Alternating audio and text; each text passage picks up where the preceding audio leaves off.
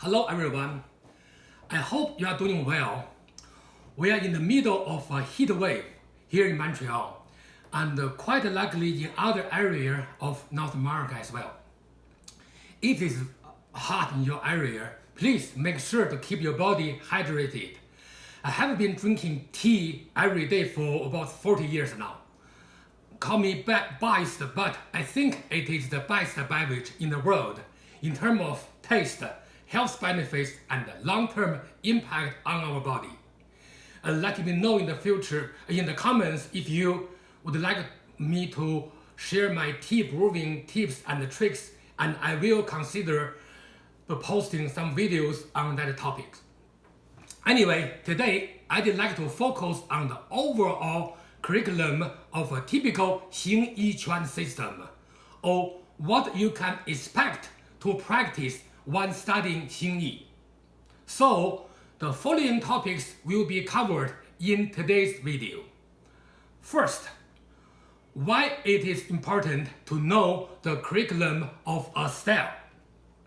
Second, building blocks of Xingyiquan. Third, objective and benefit of each building block. Fourth, what is the advanced level of practice? Fifth, demonstration. Sixth, takeaways. So first topic, why is it important to know the curriculum of a style? Based on my personal experience, it is necessary to know beforehand what you will study in a style so that you can choose the right style for yourself. Set clear goals and monitor your own progress in practice. Think about this. How can you begin to study any style without knowing the basic history, curriculum, or content of the style?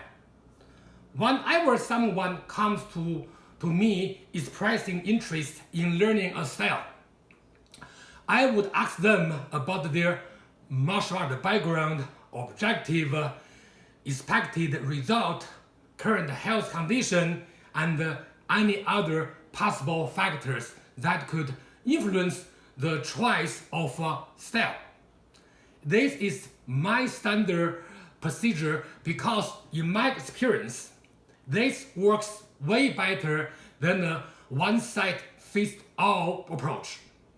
Unfortunately, I noticed that this is not a popular approach in the community so far, and I hope other teachers learn to customize their teaching to best help the students instead of expecting every student to comply regardless of obvious differences in physical conditions. Back when I was living in China, I noticed firsthand that unless you were majoring in a martial art program at a university, it would be very hard, if not impossible, to know in advance what you would practice with a private martial art teacher. I was lucky enough to practice with my family members as they were more open to sharing information with me. But when I practiced with other teachers, the experience was very different. When I started teaching in China, I would tell my students what they could and could not expect to learn in class, because I believed that transparency from the get-go would avoid many unnecessary misunderstandings later on. I appreciate the opportunity that my family gave me. Maybe it's just me, but even today, I have not seen a lot of improvement in this issue in China. Like I have mentioned many times before, my grandfather was my first teacher in internal practice. He always reminded me that I had to do my best to practice in order to carry the family tradition, not only in physical training, but also in theoretical understanding and scholarly research for of all facets of those arts. Even though my father did not practice under my grandfather's tutelage, he told me something that I have been pursuing all my life and will continue to do so. And that is to be a thorough professional even at a hobby. I hold this principle of his dear to my heart. It is critical to see the big picture of the style before learning this. That will help you to set up clear goals, estimate your commitment toward those goals, and monitor your progress. That's the purpose behind today's video. I recommend you watch this video from the start to finish to get a better understanding of today's topic. I always tell my students to keep 3 criteria in mind when evaluating and choosing a traditional style. They are: first, completeness of a system; second, abundance of techniques; and third, integrity of a lineage. Today, I will explain these aspects with respect to Xingyiquan in the following topics. Second topic, building blocks of Xingyiquan. I have categorized Xingyi practice into 7 areas. I used to call it the Big Dipper, named after the famous 7-star asterism, because I liked to use the 7 brightest stars to represent the 7 categories of Xingyi practice. But I realized that this approach lacked a well-defined structure at Xingyi practice area, had well-defined relationships among them. So I created a new term, 7 building blocks of Xingyi, as it better expresses visually and the Xingyi practice structure compared to the 7-star analogy. Now let's talk about these building blocks. The 7 building blocks in Xingyi are: 1. Principles and theory; 2. Body conditioning and force training; 3. Bare hand practice; 4. Weapons training; 5. Two-person forms; 6. Martial applications; and 7. Internal cultivation. The hierarchy of these building blocks can be illustrated by this chart. Of course, there are 7 categories of training in any typical Xingyi style, but different schools may focus on different categories, and many schools may not cover all the 7 categories. This is why I'm introducing these categories in a building block format. By doing so, you will be able to judge for yourself which category of practice you are working on or what category your school may not cover.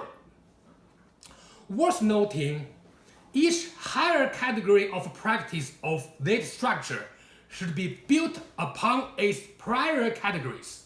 However, some concepts in the higher levels can be introduced earlier in the prior levels, but they should not only serve as guiding principles and not be the focus of the practice. Focusing on higher level concepts in the early stages can actually hinder progress. If you have practiced Xingyi for years, you can take this chart as a reference to evaluate your practice accordingly. For example, you can put what you have learned into this structure so that you will know which part are your strong points and which part needs to be improved. I recommend you take a moment to save the chart and work on evaluating your practice later. Now, let's talk about each building block. The first or foundational building block is Xingyi's principle and theory. Among the three internal styles of martial arts, Xingyi is the most well-developed style with respect to conceptual development. Xingyi concepts, including both principles and theories, have been developed based on ancient Chinese martial art documents. Since Xingyi, with a G, was developed from Xingyi, without a G, not only has inherited many theoretical elements of Xingyi, but it has also been developing along its own path through generations of practitioners.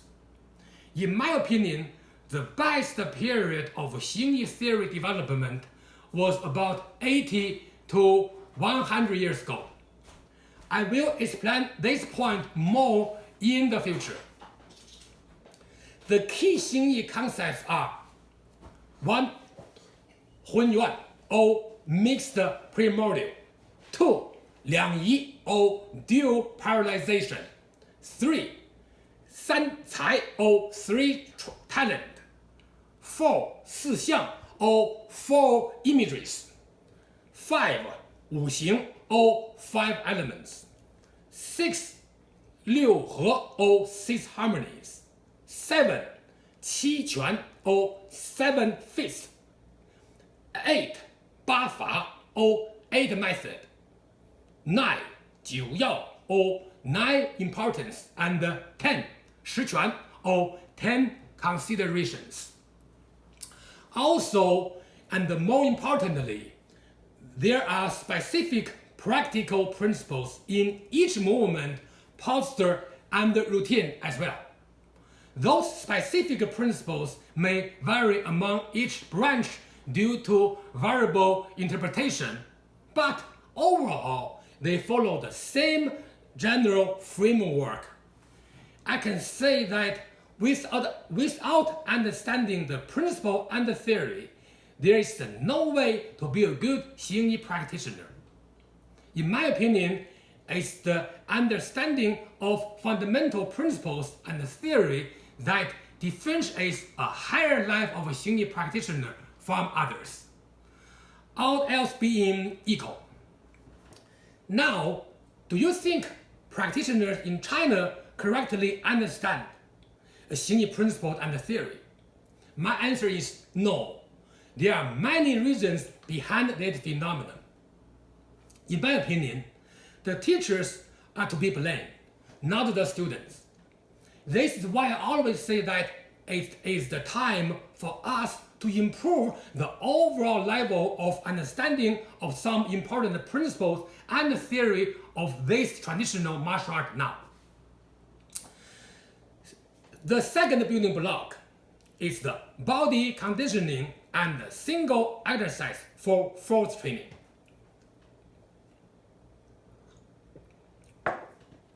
As I have mentioned in my previous video, many people in the Xingyi community have neglected this part of practice.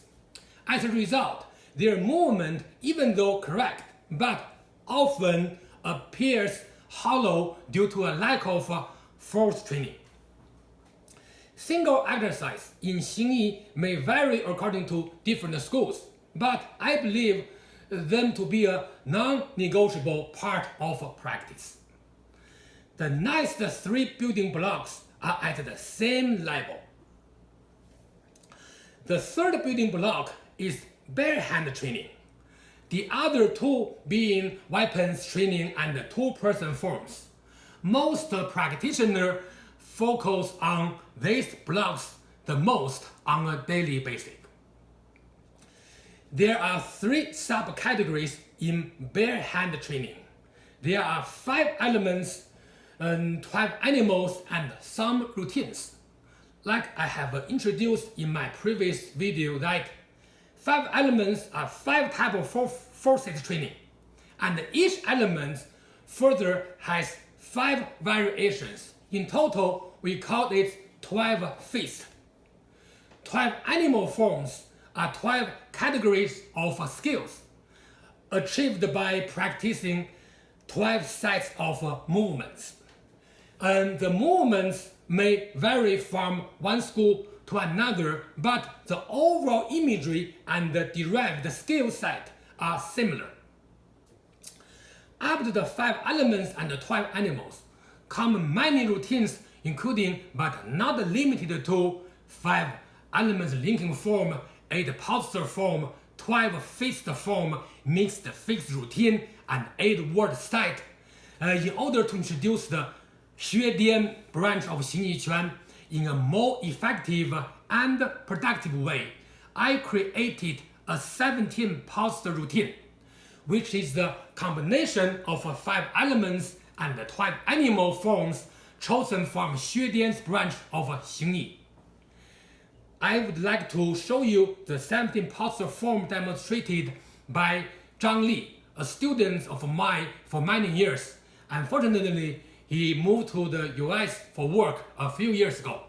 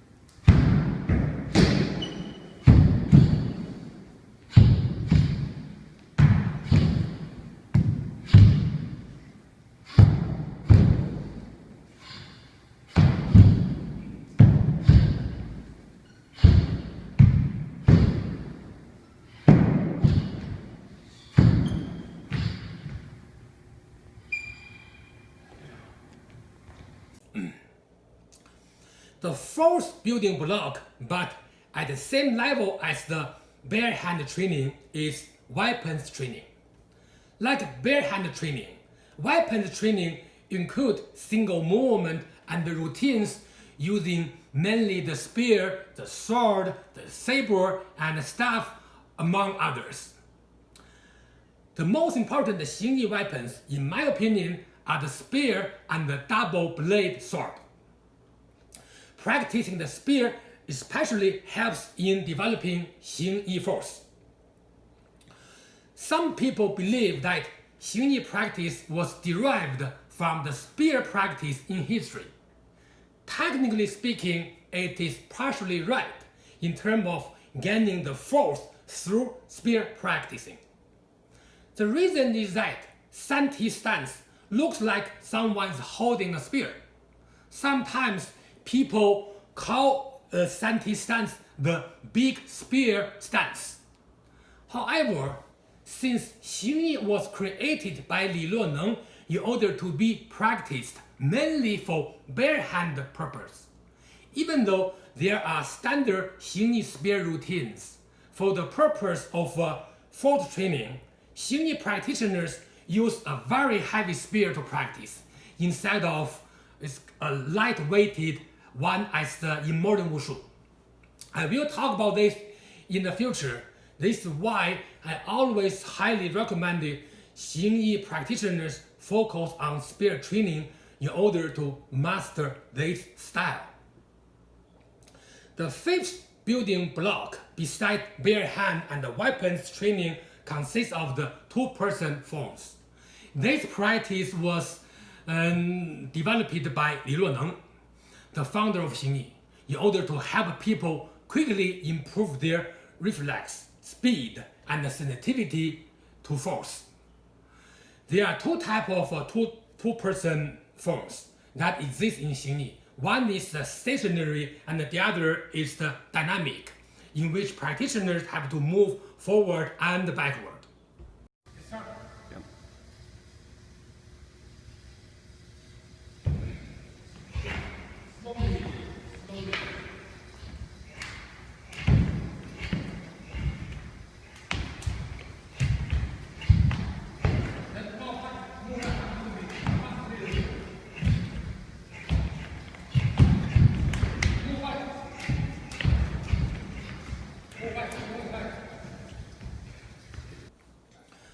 The sixth building block, but at the fourth level of the structure, is martial applications. I would like to emphasize it more here. Xingyi has been a popular style in China in Chinese martial art history because of its martial applications. Unfortunately, many teachers do not focus on this part in training their students. With time, this building block has largely been neglected. This level of practice must be built on the prior steps of training. However, in order to not lose sight of it, I always train my students in the early stage so that they will know how to apply the form. This not only helps students understand the reason for each movement, but also enables them to test their practice. The seventh building block, the pinnacle of the whole style, in my opinion, is internal cultivation. Sure, Xingyi is a martial art. However, its true value lies in its higher benefits, besides martial applications. At the end of the day, we all want to live healthier, happier, and more fulfilling lives. To that effect, internal cultivation is the right way to achieve a higher level in practice. When we can freely express ourselves through Xingyi movements with our energy and our spirit, that, in my opinion, is a higher level of enjoyment, happiness, and inner tranquility. I think it is even more important in modern times than before. I firmly believe internal cultivation through Xingyi is impossible without paying attention to all the aforementioned blocks, which is why this block depends on all prior blocks. In other words, the pursuit of internal cultivation is no excuse to neglect the theoretical, physical, and martial aspects of Xingyi. Now we have defined the 7 building blocks of Xingyi. Let's take a quick look at their objectives and benefits. Topic 3. Objective and benefit of each building block. The objective of the first building block, the principle and theory block, is to provide a conceptual guidance for the whole practice. It is the knowledge to ensure correctness of your practice and can also help you go further in your Xingyi journey. The objective of the second building block, or the body conditioning and single movement for fourth training block, is to build a physical foundation to make sure that you will have the unique Xingyi force. It is the key to be a real Xingyi practitioner. The third block contains the main training of Xingyi. This, the core curriculum of any Xingyi style, is present here. It should be the content as long as you practice Xingyi. correctly using your time for each training session by selecting the correct contents should be emphasized in order to be more productive in training if you have a busy schedule. So, talk to your teacher and design a suitable training routine is the key success factor here. In general, this step helps to build all the necessary skills in Xingyi. The fourth block, or weapon training block, not only makes the practice more interesting, but also helps to generate and strengthen Xingyi force. So, if you want to improve your Xingyi force, weapons training is unavoidable. The fifth block is the two-person forms. Yes, you need a partner to practice this part. Finding a practice partner, let alone a suitable one, is often a challenging task. But the benefit is that you can quickly improve your reflex and other necessary martial skills. The sixth block is the martial application block. Any martial art style should have martial applications at its core. Without this part, any movement will lose its spirit.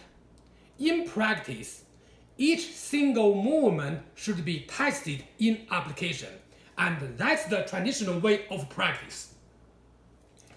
The seventh block is the path to gain higher benefit from practice, the feel-free spirit in practice, a sense of the unity of the individual and the universe. I believe that true inner peace and happiness can be achieved at this level. We call this 苦尽甘来 in Mandarin, or sweetness after bitterness. Topic 4. What is the advanced level of practice based on the chart? Earlier in this video, I used the word journey to describe the training process. You may have already figured out the reason why I chose this word. There are 3 ways to improve your practice even at an advanced level. The first one is that you can keep refining your practice to see whether your practice can reflect the style, or your practice can be representative of the style. The second one is that you can take up cross-training as a method to improve your current practice. It is especially helpful when choosing one or both of the other 2 internal styles. In China, until a few decades ago, it was not that easy for someone to practice more than one style. But nowadays, with modernization and easy access to information, anyone can practice multiple styles than prior generations. The third approach is to practice another branch of Xingyi or some special sub-styles of Xingyi. I teach my advanced students Xing, a subtitle of the Xuedian branch of Xingyi, as a further practice. Other beneficial approaches could include analyzing different branches of Xingyi, researching its history, important practitioner, evolution of practice, and similar research topics. So there are different options, and you can choose one or more of them to further improve your understanding. Personally, I train in martial arts not only for physical fitness and self-defense benefit, but also for spiritual development, as a way to improve myself, to challenge myself, to cultivate myself, and eventually liberate myself from my current limitations. In terms of teaching, I'd like to share one of my personal experience with you. After moving to Canada, gradually I realized that the way people practice in North America is different from China. And there are many positive aspects of this. For example, teaching has to be organized. The content of your teaching has to be predefined, and you need to have a teaching plan. In terms of demonstration, you need to be able to do the movement and explain verbally at the same time. Furthermore, students in North America always ask you the reasons behind the movement as opposite to China, where traditionally students simply copy the teacher's movement without question. Actually, this kind of teaching requires a teacher to possess a higher level of skill in knowledge transfer. It is not merely a process of adapting to cultural differences in teaching, but also allows me to make progress together with my students.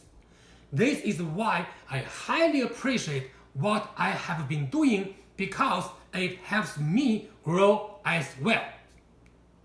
Topic 5, demonstration. This exercise is to help us strengthen the upper body and improve the mobility of our hips, and pay special attention to the finger shape or the finger structure. It's the higher palm like this. So little finger point upward, other fingers gradually turn inward, thumbs point upward. So like this kind of finger shape. And try to feel this, that we try to change the shape of a finger shape or the structure of the finger shape in order to have an impact on the tensity of a muscle along the here. That is the objective of this part, this exercise, regarding the impact on the arms. So try to keep a finger shape like this. Then apart the feet at 1 foot half at shoulder width. Then cross the arm. Then split. Look at one direction. And the lower palm with a chopping motion. Higher palm with a pulling motion. So look at one direction. Then turn the hip.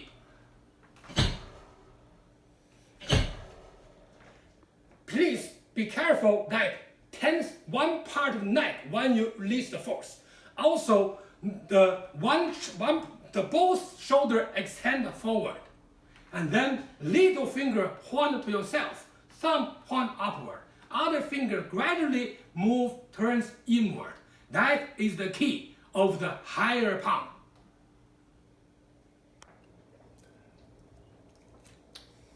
Topic 6, takeaways.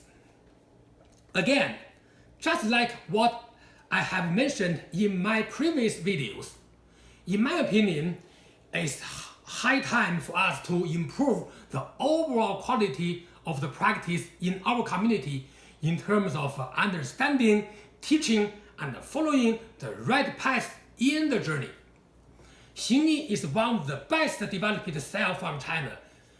Before reaching a higher level in this style, we have to identify the right starting point and the right direction by understanding the contents of the style. Very often, people only focus on 5 elements and the 12 animal forms in Xingyi. Yes, those are very important contents in the style. However, other areas such as theory, single movement, routines, weapons training, and applications are important as well and cannot be neglected. I think the ultimate goal of practice, at least to myself, is to be able to express myself through practice. I will talk more about this in the future. And thank you for watching. See you next time and enjoy your practice.